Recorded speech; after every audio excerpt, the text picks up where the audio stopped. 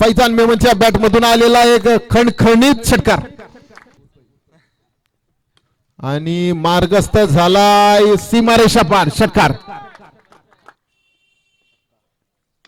चांगला टटावलेला चेंडू straight drive. तिसरा चेंडू आणि फाटवलाय षटकार होतोय आणि 28 लॉलीपॉप चेंडू अक्षरशः बघितला आणि पाठवलाय. आता मात्र पाठवलाय चेंडू झेल होईल का नाही तर झेल जातोय बाहेर आणि षटकार शतला. आणि इथे सुद्धा जे चौकार कारण आउटफील्ड मात्र फास्ट आहे. या चौकाराच्या मदतीने धावा झाल्यात 45. तिसरा चेंडू मार्गस्थ होतोय रुपेश मिश्रा.